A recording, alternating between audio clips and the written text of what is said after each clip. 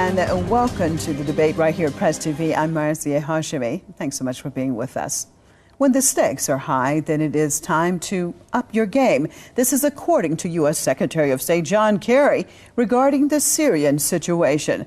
Though it may be just a game to Kerry and his allies, it is serious business for the Syrian people. After tens of thousands have been killed, along with infrastructure that has been destroyed, the Americans and their Qatari allies want to up the ante and send more money and arms to the insurgents, whom Russian President Vladimir Putin labeled as organ eaters.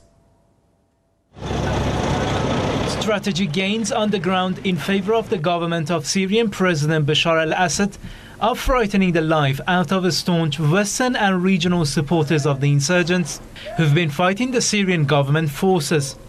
The battle for Qusayr was a stepping stone in turning the tables in the fight. And now Assad's forces have opened a new front in the largest city, Aleppo. The insurgents' backers are at a loss. In Doha's meeting of the so-called Friends of Syria, the US and its major regional ally in supporting the militants, Qatar, pushed for a faster delivery of weapons to the insurgents. We are going to step up in order to provide the capacity to the SMC and to the Syrian opposition to be able to directly address the situation on the ground. The foreign ministers of the 11 countries that support further bloodshed have now agreed to secret urgent steps to help the insurgents. Qatari Prime Minister Sheikh Hamad bin Jassim Al Thani also called for more ammunition for the insurgents, saying it's the only way out of the unrest. Earlier, Washington announced it would begin equipping the insurgents with arms and ammunition in addition to non-lethal aid. Talking of changing the course in the ongoing war, the insurgents admit they've received weapons that will give them the edge in the 27-month conflict. We in the Supreme Military Council, led by General Salim Idris, have received several consignments of weapons which we requested.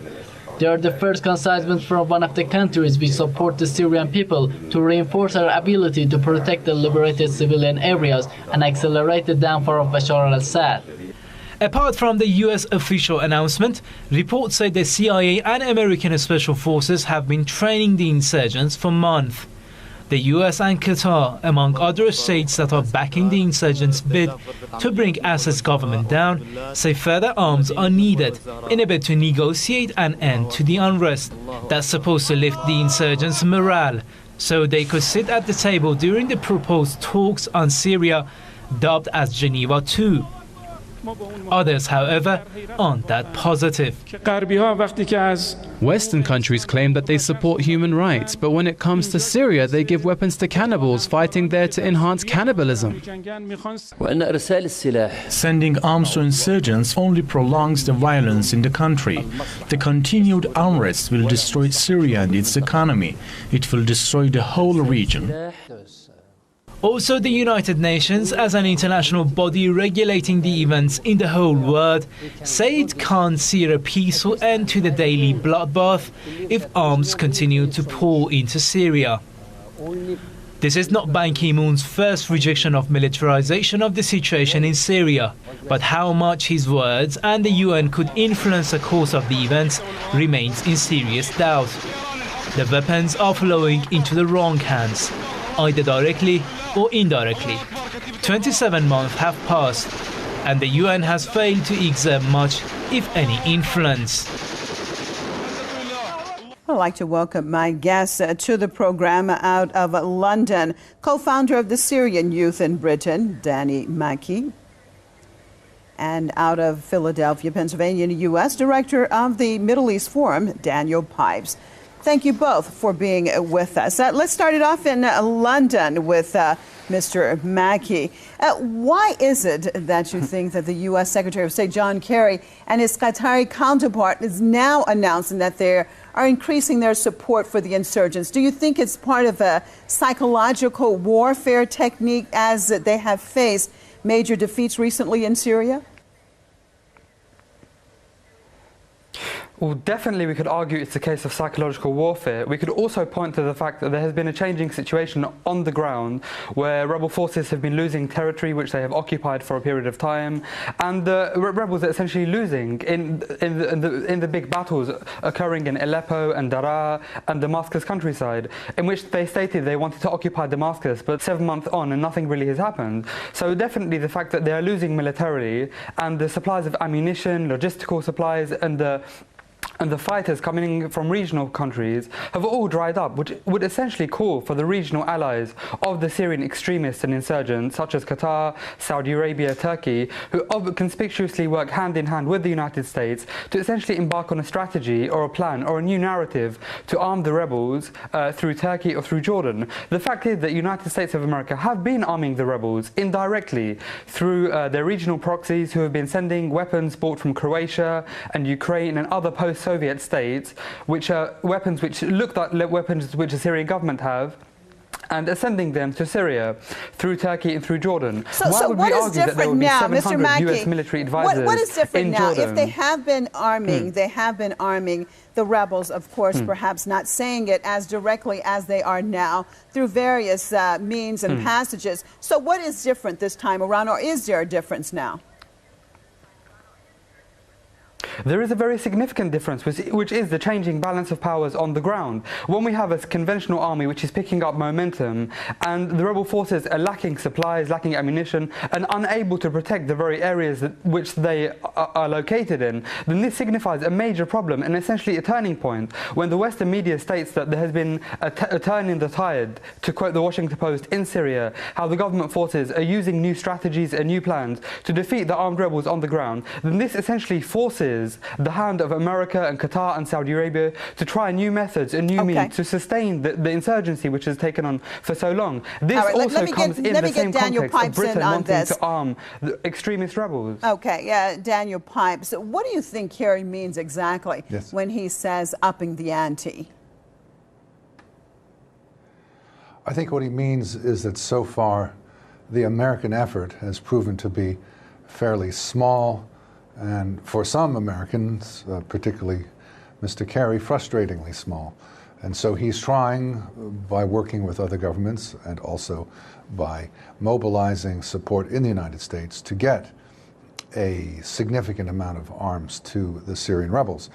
It hasn't happened so far, and given the record, one can be skeptical that it's going to happen now.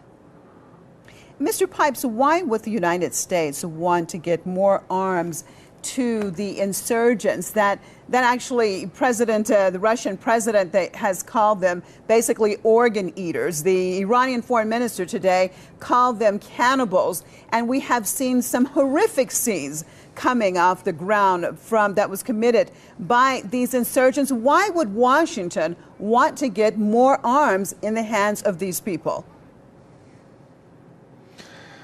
The Obama administration wants to support the rebels in order to have a stalemate so that neither side wins, and that the talks that have been scheduled to be hosted by Russia and the United States will lead to something useful.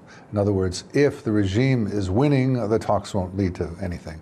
If the rebels are winning, the talks won't lead to anything. But if there's a stalemate and neither side is winning, the hope is, the thinking is in Washington, that this will lead to useful negotiations. I don't think that's likely to happen.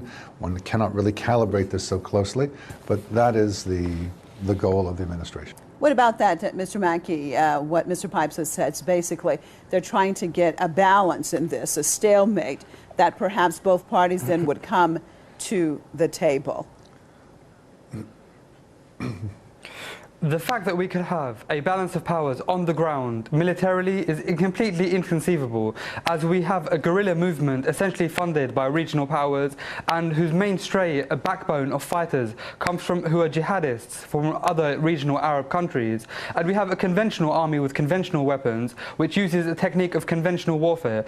The fact that the British or the Americans would state that they would want to arm the rebels in order to achieve parity in terms of negotiations is inconceivable and highly entirely irrational. The sheer fact that the Syrian government stated very clearly and vividly that they would send representatives to Geneva, and there was no need to arm the rebels as a prerequisite for negotiations with the opposition. The clear fact is that the political solution has been blocked by the Western countries because they can see that the rebels are losing on the ground. The fact is that America and Britain have unequivocally stated that there can be no peace negotiations whilst Assad is winning on the ground, essentially blocking a full comprehensive political settlement and wanting to arm the rebels. The fact that the rebel forces in Syria have only stated that they would negotiate if they were given arms is completely anti-negotiation, anti-political process and anti-political settlement. This is why Russia is essentially the only state advocating for a political solution, whereas the Americans and the British want to essentially arm cannibal-eating extremist so-called Syrian moderate rebels, the same moderate rebels who essentially eat the insides of captured soldiers, as Putin stated. So essentially we could not possibly argue why the West profess humanitarianism to this extent, yet want to arm the most extremist and radical jihadist rebels in Syria. Essentially, the Washington Post stated that the rebels, or the militants, the insurgents in Syria, receive more arms per day than the rebels in Afghanistan against the Soviet Union received per month.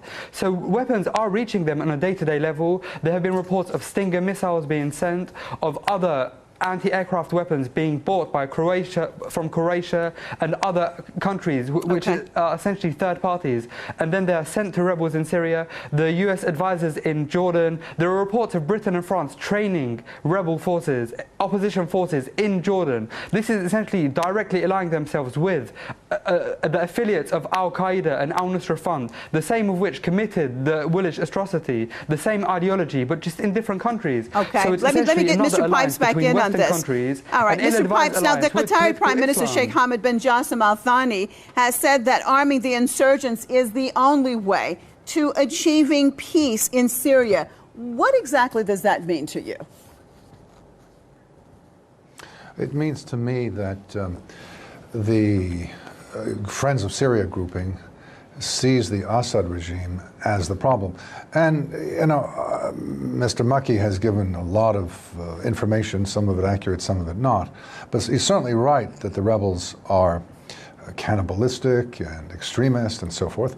But one has to also point out that the regime, the Assad regime, is brutal, is attacking its own people with its military strength. So there are no saints on either side. This is a miserable civil war. So let me just get this straight. So, but you're saying, though, Mr. Pipes, that Washington, though, would prefer cannibalistic, that you've just admitted that they are cannibals on that side, they would prefer supporting these type of terrorist entities that in some places they're actually fighting. Washington calls them the enemies. In other places, that they will send them more arms. They prefer to support this entity than actually engage in talks with the Syrian government to see exactly what can be done from the diplomatic perspective? No, that's not what I'm saying. I'm agreeing that anyone who supports the rebels is supporting extremists who use awful tactics. I would also say that anyone who supports the Assad government is supporting extremists who use awful tactics. So there's not one side better than the other. They're both awful.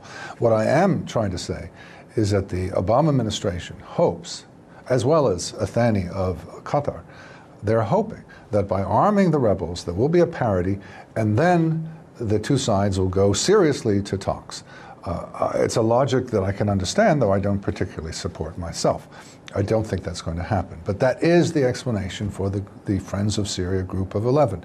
It's not that they like al-Qaeda. It's not that they're supporting cannibalism. It's that they think that this is the way to have a stalemate leading to parity, leading to serious talks. That's the logic they have.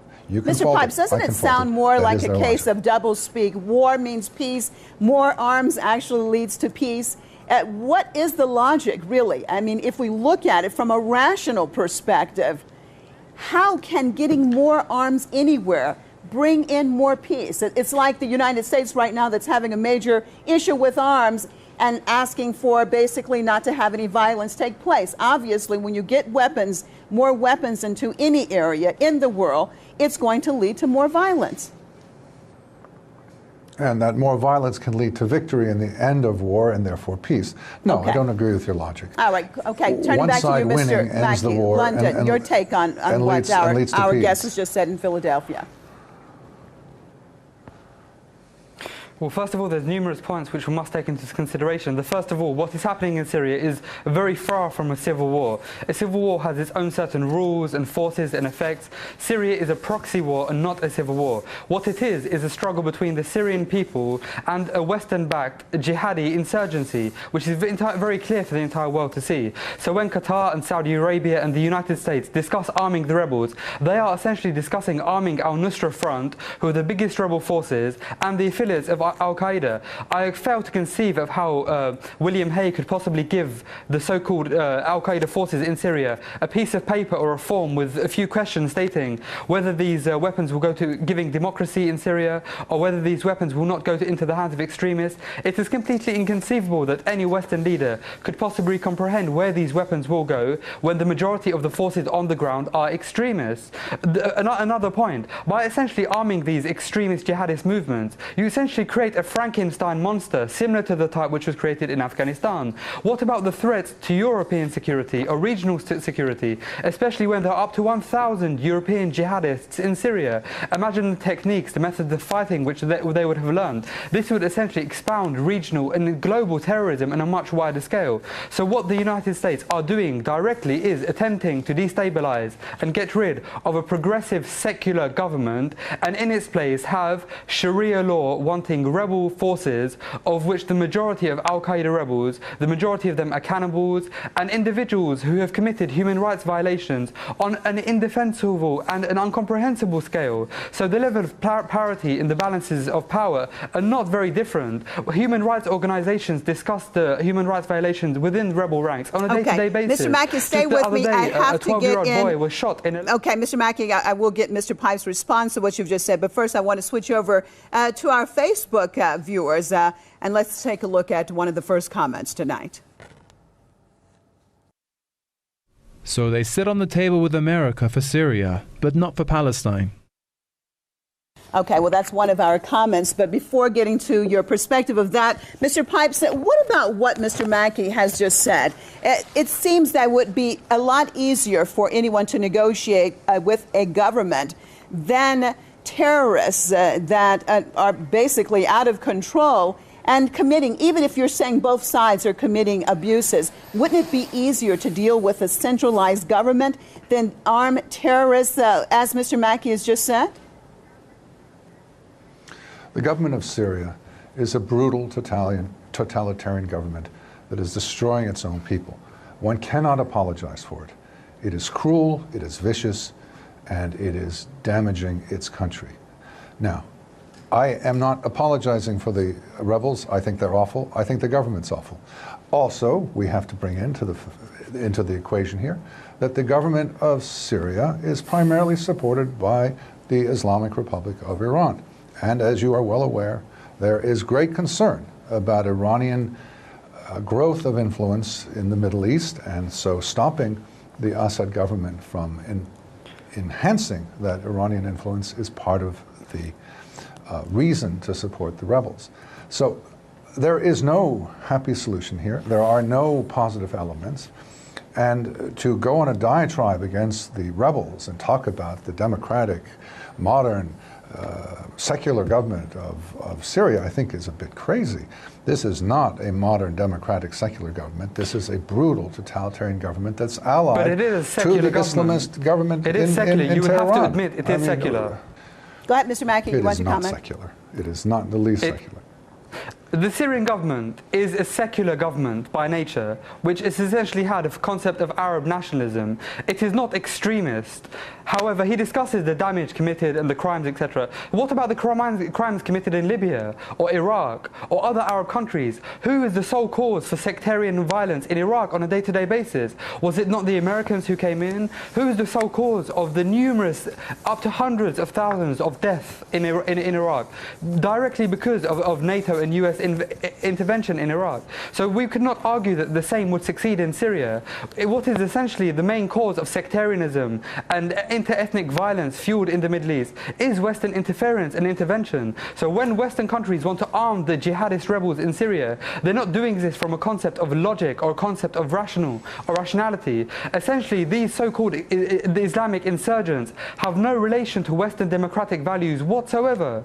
In fact, the sheer notion of democracy and freedom in Syria, as Syrians perceive it, is very different to how Americans or British perceive it, as they have different cultures and traditions. Okay. What the American people feel that the Syrians want is American-style democracy. What the Syrians see in democracy is what the Americans achieved in Iraq, or what was achieved in Libya, essentially bandits and all right, because I want to get on one other subject. Stay with me, Mr. Mackey. Daniel Pipes, I want to look at what John Kerry said as far as that Damascus had crossed the red line, according to U.S. President Obama, meaning that they have used chemical weapons. And we know that from the United Nations, they had said that there is no proof that the Syrian government has used chemical weapons. My question is then, how can Washington, based on something that has not been proven, actually send in more weapons, send more money, and continue to support the insurgents? According to Obama, it's crossed the red line. Well, that United Nations report you mentioned is about 6 weeks old, and it was one individual. It was an interesting statement, but apparently U.S. and other governments have found convincing evidence in the meantime that the Syrian government of Bashar al-Assad has used chemical weapons. A new report just came out yesterday, Mr. Pipes. A new report from the UN just came out yesterday, and once again actually confirmed that there was no proof of of Damascus using chemical weapons against its own people. I don't have the evidence in front of me, but the U.S. government has, in its wisdom, decided that chemical weapons have been used. I can't tell you if it's right or wrong. I can tell you, however, that the Assad government is very weak and is relying heavily on Iranian and Hezbollah support. It is not a secular government. Which is why the Assad government is essentially regaining territory. Excuse me, I didn't interrupt you. The Assad government is, in fact, doing well with Hezbollah and Iranian support. But to claim that it's in any way secular is completely fallacious. These are two Islamist forces, Sunni Islamist on the rebel side and Shiite Islamist on the government side, who are fighting each other. Okay. And I don't support either. And I hope that the fighting ends before long. Mr. Mackey, go ahead.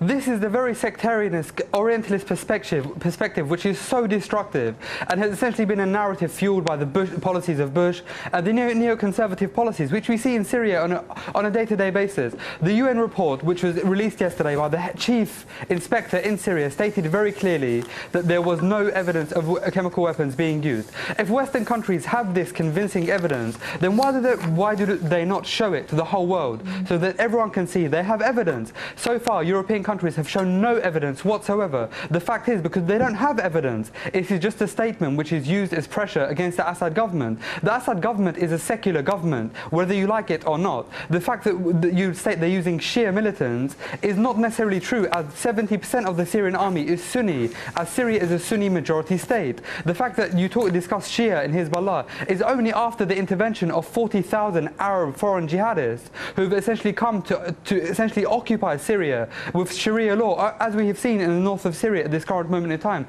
So if you ask whether it's against a secular, progressive Mr. Mackey, I am so sorry to have to cut you off, but we are out of time. I appreciate both my guests being with me, co-founder of Syrian Youth in Britain, Mr. Danny Mackey, out of London, and the director of the Middle East Forum, Mr. Daniel Pipes, out of Philadelphia, Pennsylvania. Appreciate both of you being with us, and appreciate you viewers for being with us right here at the debate. Make sure you join us right here, same time tomorrow. I'm Marzieh Hashemi, signing out for myself and all the crew right here in Tehran.